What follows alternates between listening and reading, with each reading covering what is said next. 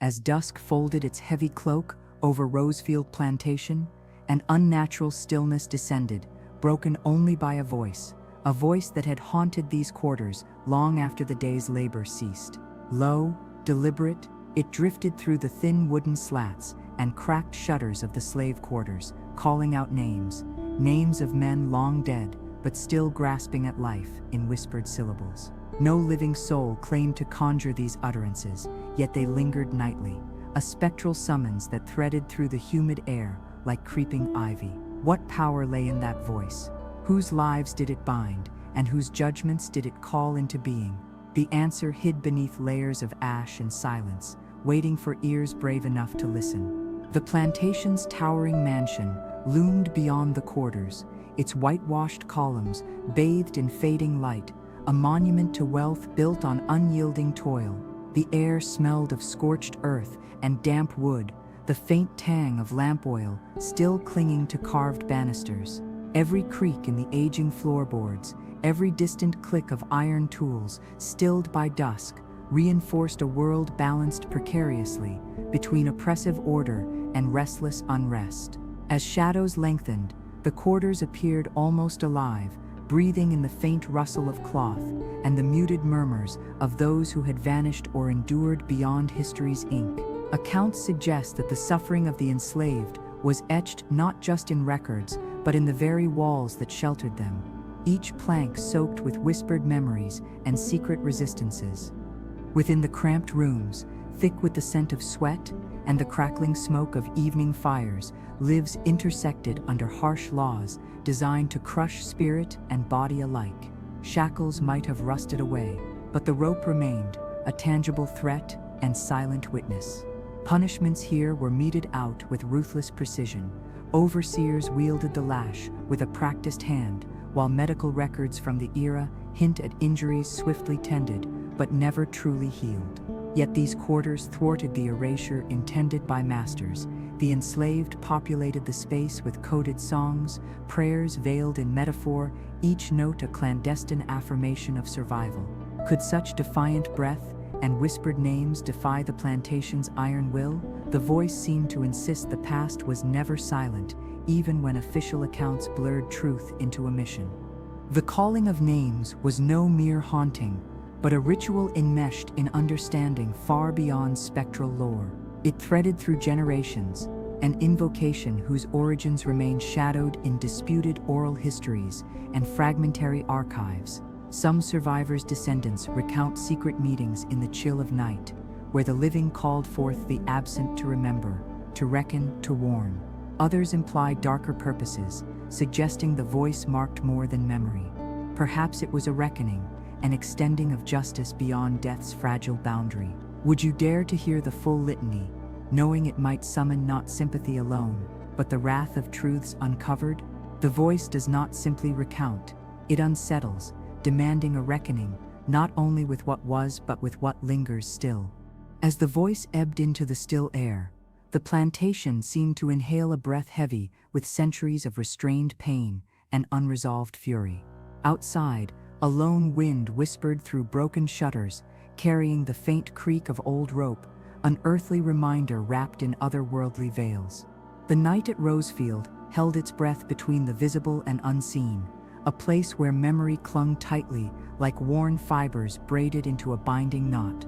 As darkness bled into pre-dawn, the first light promised not relief, but revelation. The names had been called once more.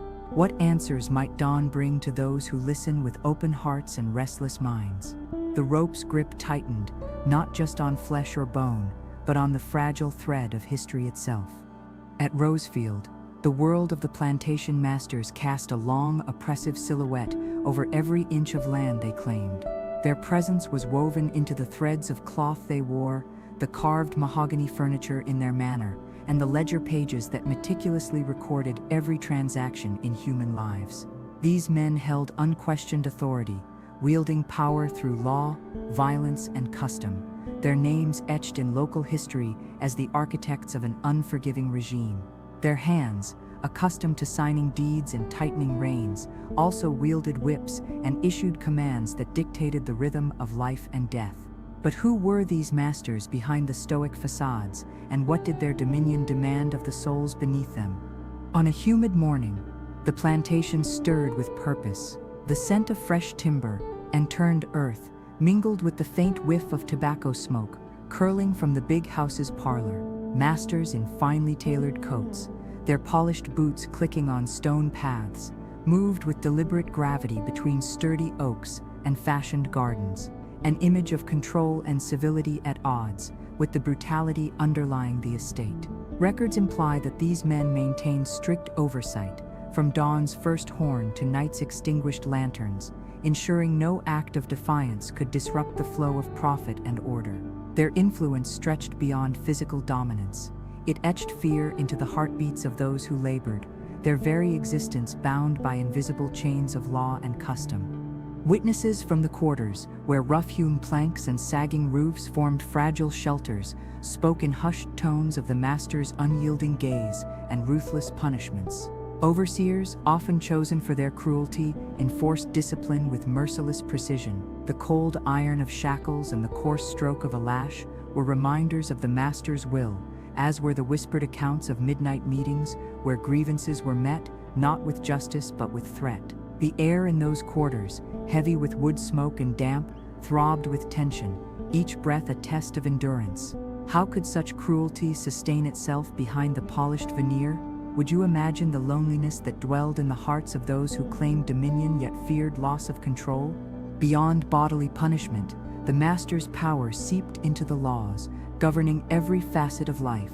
Slave codes confined the enslaved within narrow bounds: no gathering after dusk, no literacy, no chance for family bonds to flourish legally.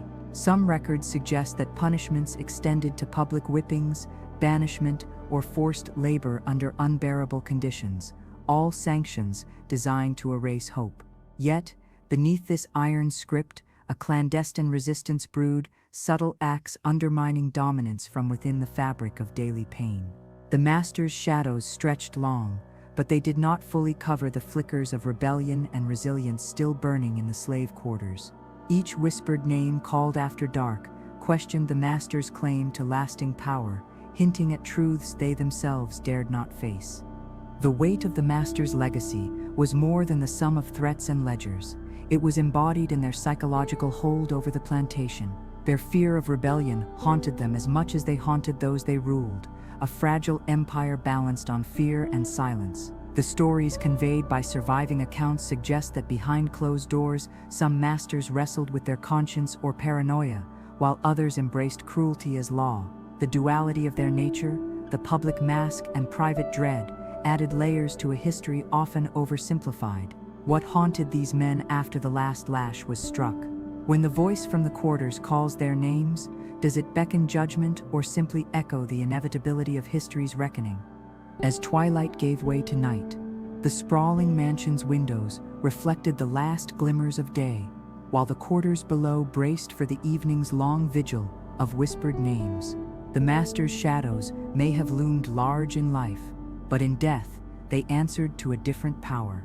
The rope that bound flesh once now binds memory, tightening around the spectral echoes who refuse to be forgotten. What secrets lie entangled in these legacies, and who will dare unravel them when dawn breaks anew?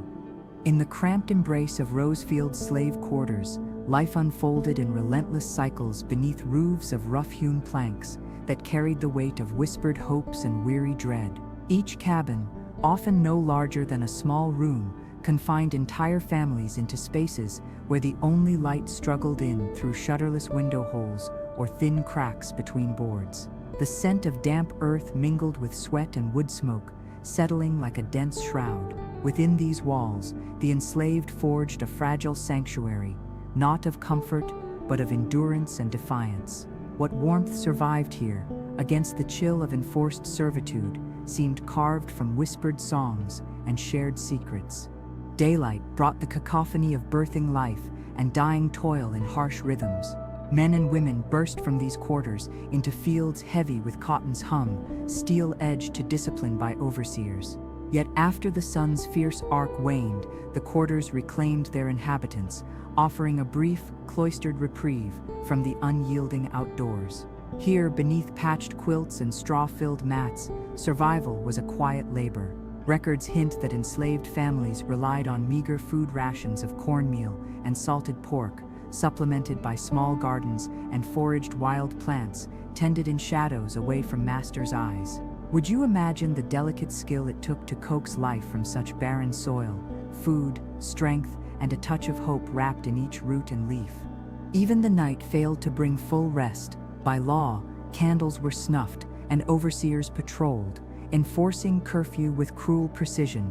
Conversations were muted, gatherings rare and perilous. Yet, within this silence, a rich web of communication thrived, coded in songs veiled as work chants, in the rhythmic clatter of handmade instruments, and the texture of cloth folded into secret messages. Oral traditions thrived in these close quarters, bridging generations with stories of African heritage, resilience, and rebellion. The air vibrated with an unspoken pact, each whispered name, each fading melody, a thread uniting the living to those lost beneath centuries of enforced quiet. How much of a people's spirit can survive untended, locked away behind unyielding walls? Daily life was a landscape marked by scarcity and overuse. Bedding was often nothing more than coarse straw, stuffed into homespun sacks, spread thinly over the cold, hard earth floors. Clothes, tattered remnants of cast-offs or sparse allotments, were patched and repatched until frayed beyond repair. Tools for work and survival hinted at ingenuity born of necessity: small iron pots, blackened from use, wooden spoons carved by hand, and rudimentary weapons, fashioned in secret from scavenged metal. Some men found a chance to earn bits of freedom through overtime tasks, extra hours spent at night, splitting rails or mending fences, for which they could barter small goods or food. Such work became not just a means of survival, but a slender lifeline to hope amid the inescapable shadow of bondage. Would you dare to contemplate the unrecorded hours, a moment when a mother's tired hands smoothed her child's coarse hair in near darkness, or when men gathered quietly to plan a fleeting glimmer of rebellion? The slave quarter was not merely a space of confinement, it was often the cradle of sorrow and strength, where love resisted the relentless machinery of control. In this closeness, the weight of law and punishment pressed fiercely, yet beneath the pressure, seeds of community and deferred justice stirred like embers awaiting the breath of wind to reignite. What stories, measured not in ink or ledger but in breath and touch, passed unseen through those narrow doorways? As night thickened, so too did the presence of the unseen. The voice that called out names beyond the quarters was more than a ghostly echo. It was a living thread woven into the fabric of every whispered conversation and every stolen moment of reprieve. Beneath the rough textures of cloth and wood, the quarters hummed with unseen life, an invisible congregation bound by shared endurance and the urgent pulse of memory. The walls that enclosed bodies could not restrain the flight of the spirit. How long can silence persist when it is burdened with so many untold truths? The voice lingers, calling again, each utterance a note in the enduring song of survival. The rope at Rosefield was more than a mere instrument. It was a relentless symbol, weaving through flesh and fate alike. Coiled in shadowed corners, worn into the rough hands of overseers, and pressed cruelly against skin, the rope embodied both the unyielding chains of bondage and the delicate threads of memory binding past to present. It was the tool that struck swift punishment, binding rebellious limbs or securing one's forced stillness beneath the searing sun. Unlike shackles cold and unyielding, the rope's texture carried a grim intimacy, its fibers whispering stories of pain and endurance with every tightened knot or burning lash. In the oppressive heat of mid-morning, the rope's harsh scrape against raw flesh was a brutal punctuation to the rhythm of cotton picking. Overseers, their eyes sharp and hands steady, wielded it with merciless precision. Medical journals of the era, scant though they are, sketch outlines of scars that mapped bodies like merciless topographies. Injuries modeled in leather and iron were not the only marks left behind. The aftermath lingered in haunted stares and bodies broken but unbowed. Yet, accounts suggest that beneath this cruelty, the rope was also a grim reminder of the enslaved's tenuous hold on life itself, a twisted cord tying flesh to the merciless demands of survival and submission. How far could hands hardened by toil and pain stretch before they snapped, caught in that tightening grip? Beyond physical punishment, the rope became a metaphor woven into the plantation's psychological fabric. It haunted dreams as much as the sharp crack of its lash disturbed the night. It threaded through whispered songs that memorialized those lost to the lash and hung from ancient trees where those desperate enough met a final, terrible fate. Would you reckon with the weight of such a symbol that binds not just bodies but the collective conscience of a people? The rope was at once the instrument of erasure and a tether linking past cruelty to a memory that refuses to be cut loose. Among the quarters, the rope's presence was felt in quieter ways too. It appeared in the thin cords holding together threadbare clothing, patched time and again, in rough braided hair, styled to keep lighter burdens from falling, and in handmade sling lines crafted during stolen moments, tokens of resilience smuggled in plain sight. Yet, the looming specter of the rope's darker calls would surface anew each night, when the voice echoed through the quartered wood, calling names with a cadence knotted and unforgiving. As dusk unfurled, the rope's grip stretched beyond the flesh, binding history and memory, pain and resistance, woven into an unbroken thread demanding reckoning. In the shadows beneath the cotton fields and creaking plantation walls, resistance breathed quietly, hidden in plain sight, a language read not in ink but in silences and half-finished tasks. The enslaved at Rosefield did not simply submit, their defiance whispered through fragmented acts of rebellion, weaving a web of subtle sabotage and guarded hope. The rope's grip tightened on flesh, but minds and wills remained restless, bending within the confines imposed, yet refusing to snap altogether. What was resistance when the cost of discovery was cruel punishment or death? The ledger leaves gaps, but the echoes suggest that each whispered name carried the weight of unseen retaliation. Some acts took the form of passive resistance, mastery in delay and disruption. Hands used for cotton picking moved slower, deliberately, while overseers looked away or cursed the dwindling harvest. Tools mysteriously broke or vanished, seeds were hidden, and tasks were only half completed. In a world where every lash was a threat, small acts of subversion became shields. Working slowly was both survival and statement, a muted roar against the machinery of ownership. Would you risk such quiet sabotage daily, knowing it might invite the lash, yet craving freedom in each withheld motion? These withheld forces challenged the master's certainty while preserving dignity amid degradation. More overt defiance came in whispered plans, fleeting escapes, and rare outbreaks of violence. Runaways risked the wild unknown, slipping into forests or swamps where fugitive communities formed, transient sanctuaries suspended between bondage and liberty. The peril was immense. Slave catchers, with dogs, haunted these paths, and recapture often meant brutal retribution. Yet these fugitives, those who practiced petit marronage or temporary flight, claimed moments of liberty that kindled spirits and interrupted the plantation's order. Theft from the overseers, secret gatherings cloaked in coded songs, and acts of sabotage such as arson or crop destruction turned the landscape into a battlefield of shadows and whispers where hope and reckoning hid hand in hand. Women's resistance held a unique and haunting power. Some resorted to desperate measures, terminating pregnancies rather than subjecting children to enslavement. Others seized their knowledge of herbs and remedies, plants that could heal or harm, and wielded such secrets carefully. Plantation owners feared poisoning, casting suspicion on cooking and healing to disrupt this quiet rebellion. In their kitchens and small gardens, women carved out spaces of control, stitching resistance beneath the visible fabric of daily life, their hands both nurturers and guardians of subversion. What motley alchemy of pain, care, and power could thrive beneath such cruel shadows?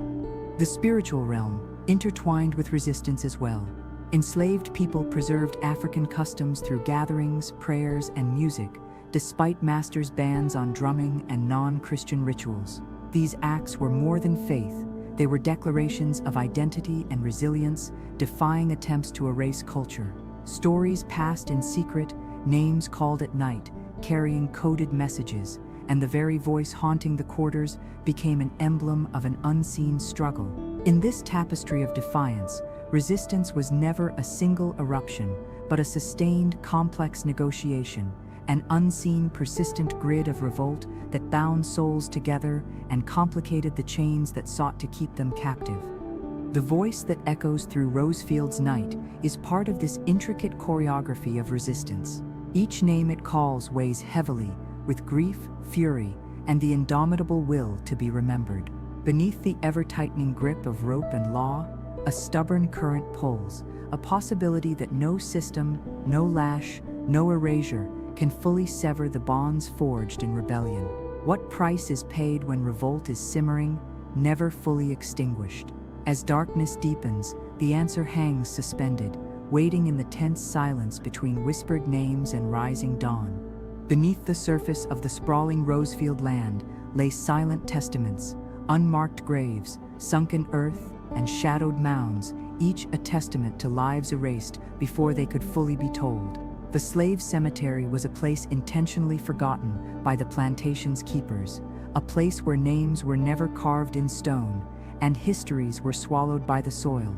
The air here was thick with the scent of damp earth and decomposing leaves, grounding a history that official ledger pages refused to acknowledge. Who lay beneath these nameless markers, and what stories are concealed beneath the rot and root?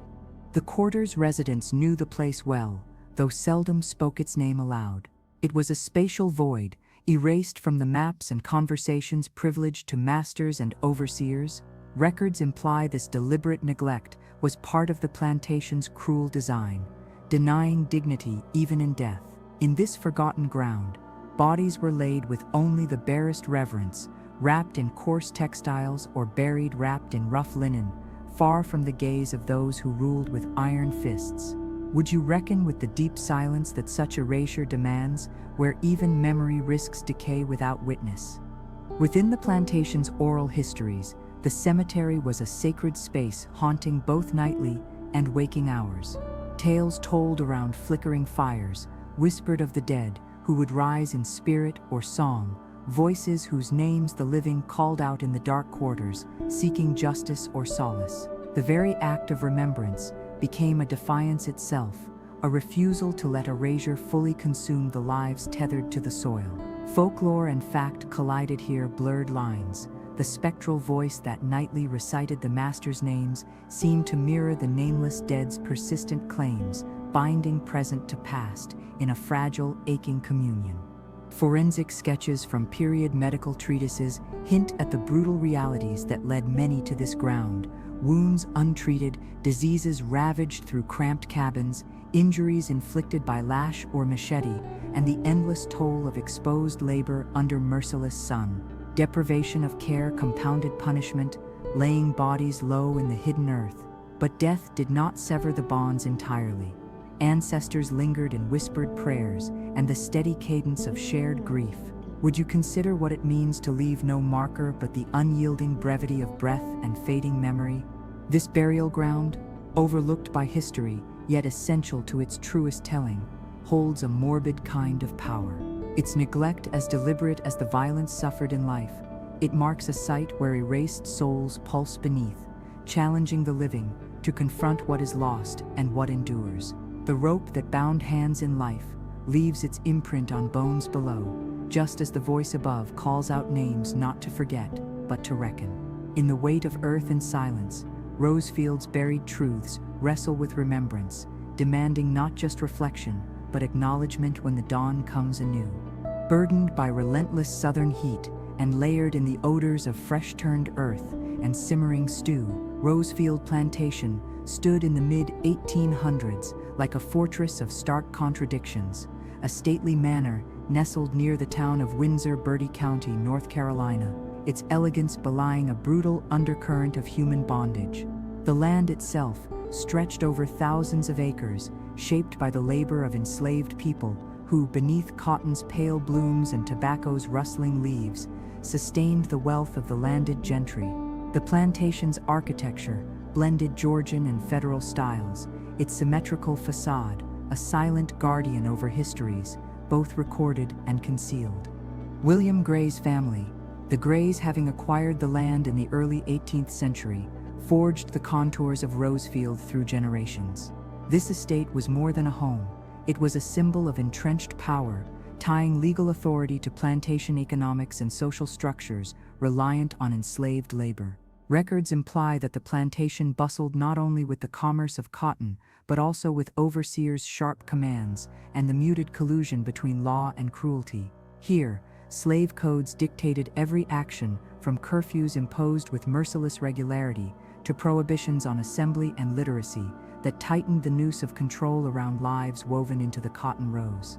The quarters where the enslaved lived were situated in shadowed proximity to the grand house, small cabins huddled with roofs patched from seasons of wear, their interiors warmed by fire pits and thick with the mingled scents of cooking smoke and sweat.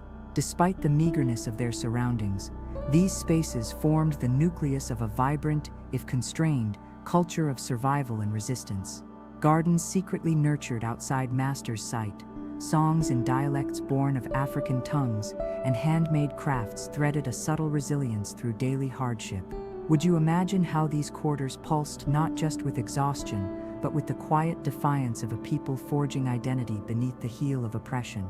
The economic heartbeat of Rosefield depended on the endless labor of enslaved hands working under blistering skies. From dawn, the field hands' calloused fingers picked cotton, their bodies bending in unison, while overseers paced with whips poised, eyes ever watchful for signs of defiance or weariness.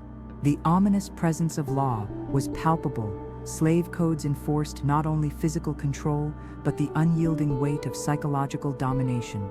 Plantations like Rosefield inhabited a complex web of legality and barbarism, where the ledger's neat lines often obscured violences, unrecorded but deeply felt. How did these forces shape not just work but the very breath of those who lived between the manor and the quarter? As seasons turned, the plantation's rhythms shifted, marked by planting and pickings, overseer visits and secret gatherings beneath the stars.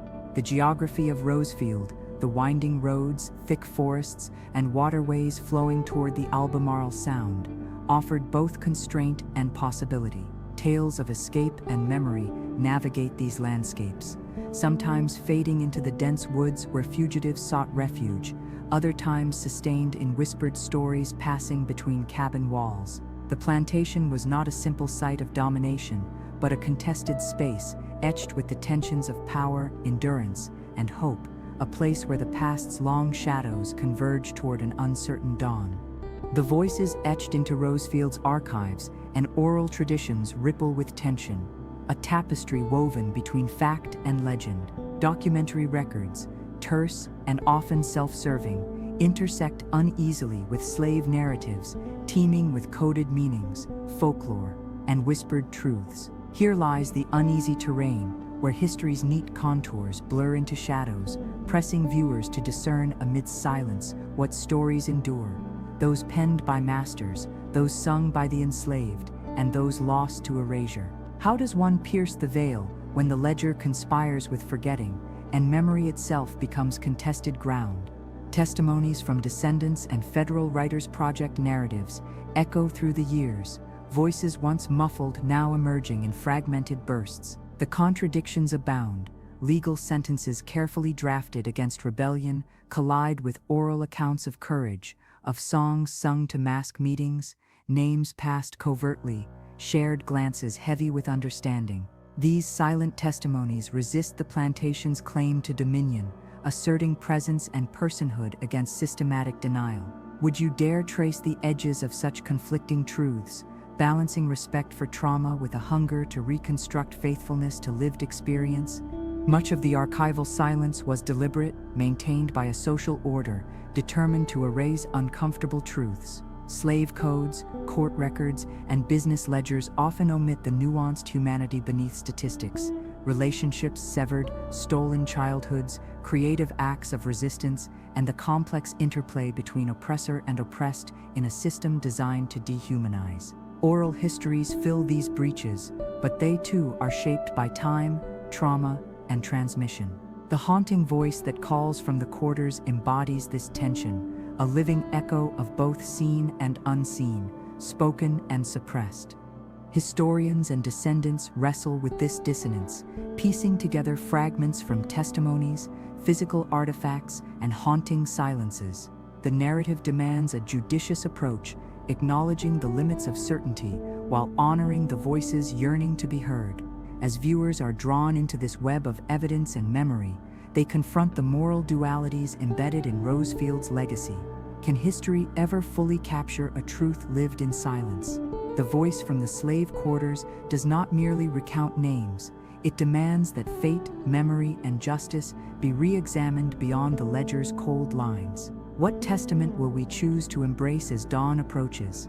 Night at Rosefield settled into a thick, almost tangible presence, where even the faintest breath of wind seemed burdened by centuries of quiet suffering. Within the confines of the slave quarters, the voice rose again, low, deliberate, carrying the weight of names long silenced by death and suppression. This ritual was more than mourning. It was a ceremonial invocation, calling forth those masters whose lives intertwined with the suffering of enslaved souls, naming not only the living legacies, but the unresolved debts of history. The words fell like knotted cords, binding, accusing, remembering. Those names emerged from a deep communal place, where grief mingled with a hunger for justice deferred. Oral histories suggest that this nightly litany served multiple purposes among the enslaved: a call for remembrance, a subtle curse, and an act of spiritual defiance. It marked the boundaries between worlds, the living and the dead, master and slave, silence and speech. Would you dare imagine the power this voice holds, threading through wood and bone, linking present agonies to past cruelties in a single breath? Each utterance reshaped history, confronting the plantation's grand facades with shadowed truths.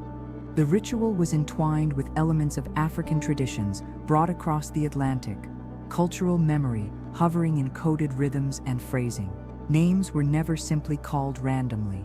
They were selected with intent, referencing moments of cruelty, betrayal, or unfinished reckoning. The plantation's geography, the cramped quarters, the sprawling fields, the hidden burial grounds, fulfilled roles not only in life, but in this unfolding spiritual choreography. Each space, a stage where memory was enacted and rebellion simmered. The voice echoed like the tightened strands of a rope, binding threads of resistance and remembrance with haunting clarity. This ritual of names unsettled more than just the living. Accounts imply the master's descendants sensed its power, fearing the voice as more than ghost, but as a reckoning, an unearthed ledger listing debts unpaid. The voice that called at dusk was a living ledger of pain and endurance, an eternal witness to the plantation's unresolved wounds. As the night deepened and the call faded only to rise again, it carried a message: history's chains remain unbroken until the reckoning is met. The rope tightens, but the voice endures, a haunting reminder that memory itself can never be silenced. The full weight of Rosefield's history presses down in its reckoning, a moment when accumulated pain, memory, and justice converge beneath the heavy eaves of the plantation's grand yet haunted facade. As centuries of suffering echo along the faded floorboards and tarnished silver, the ghosts that call out names come forward not only to remind, but to confront. This reckoning is neither spectacle nor simple redemption, but a raw embracing of contradictions, where cruelty meets courage, law clashes with rebellion, and the past's grip resists release. What happens when a place designed to impose silence becomes a stage for voices long denied? This reckoning unfolds between living and dead, master and enslaved, memory and erasure. The spectral voice threading through Rosefield's quarters grows stronger here, rising with a cadence knotted in grief and fierce resolve. It summons the presence of the dead masters, but also the inexhaustible spirit of those who endured, fought, and whispered truths. The tension thickens as this invocation blurs the lines of justice and revenge, challenging inherited narratives. Would you bear witnessing such a confrontation, where names once buried reappear to rewrite the ledger of history? The physical space tightens the scene. The weathered rope, the rough wood, the flicker of candlelight casting long, trembling shadows that morph into faces both known and unknown. Close to the ground, the quarter's soil weakly stirs beneath footsteps, heavy with burden. Above the mansion's stoic windows stand mute sentinels to the upheaval rocking the night. This is no theatrical moment, but an intimate, ritualistic crossing where ghostly and human realms entwine. A reckoning not with the past alone, but with its living legacy, which refuses easy closure or forgetting. In the aftermath, the plantation remains a site charged with unresolved histories and moral complexities. The reckoning here is not a final severance, but a call to ongoing witness, inviting reflection on power, memory, and the invisible chains that linger. The rope, once a tool of subjugation, becomes a profound symbol of the intertwined destinies etched deeply into Rosefield's soil and spirit. As the voice fades into approaching dawn, it leaves behind a question that pierces the quiet. How do we reckon with the past when its echoes refuse silence and demand justice beyond time? As first light stained the horizon pale, Rosefield's long night of whispered names faded but left uneasy echoes. The plantation, sprawling and silent, held within its soil and structures the unresolved residue of bondage, traces of lives fiercely lived and cruelly extinguished. Beyond history's neat margins, the voice lingers, a spectral thread weaving through ancestry, memory, and the unbroken demand for recognition. The past at Rosefield refuses to rest quietly. Instead, it breathes in the present, casting shadows that stretch across generations. What does it mean to live amid such spectral legacies, tangled like the twisting vines that creep over weathered timber? Post-emancipation landscapes bore witness to complex continuities, formerly enslaved people carving new lives amid old systems, their freedom tenuous and continually challenged. Tenant farmers and sharecroppers remained tethered to the land as social structures bent but did not shatter, and racial violence surged in the shadows. The Reconstruction era promised rights, but its fragile gains met fierce resistance, manifest in the rise of groups determined to reassert dominance. Would you stand amid these fragile new freedoms, haunted by the ropes tightening in memory and law alike, while the haunting voice reminds you of promises still unfulfilled? The voice calling names becomes a metaphor for memory's persistence, challenging erasure and demanding reckoning beyond mere historical record. The plantation's soil is a palimpsest, endlessly rewritten by stories of hardship, resistance, and survival. Descendants wrestle with this burden, haunted or inspired by ancestors whose endurance resisted oblivion. The unresolved moral dualities at Rosefield reflect broader national struggles with justice, memory, and identity. When history's chains loosen but do not break, what ghosts remain to remind us of debts unpaid? As the sun rises, St. Fields glimmer with dew like fragile jewels, and the rope's grip loosens, but only slightly. The haunting voice dissolves into birdsong and breeze, but promises to return as night falls again. Rosefield stands, a site of reckoning and remembrance, demanding vigilant witness. Its echoes linger, a solemn invitation. How can we free ourselves when the past's chains call us still, every night, by name? As dawn's first fragile light spilled across Rosefield Plantation, the shadows retreated reluctantly, reluctant to relinquish the centuries of silence that had wrapped the land like a dense fog. The heavy air, thick with the scent of damp earth and rotted wood, held the lingering presence of those who had labored, suffered, and fought beneath its soil. This place, its fields, quarters, burial grounds, and imposing manor, was more than a historical site frozen in amber. It breathed, pulsing with the restless echoes of a past that refuses to be confined by time or forgetting. How do you bear the weight of a history that lives as much in spirit as in stone? The ending sun called forth a different kind of memory than any recorded ledger could contain.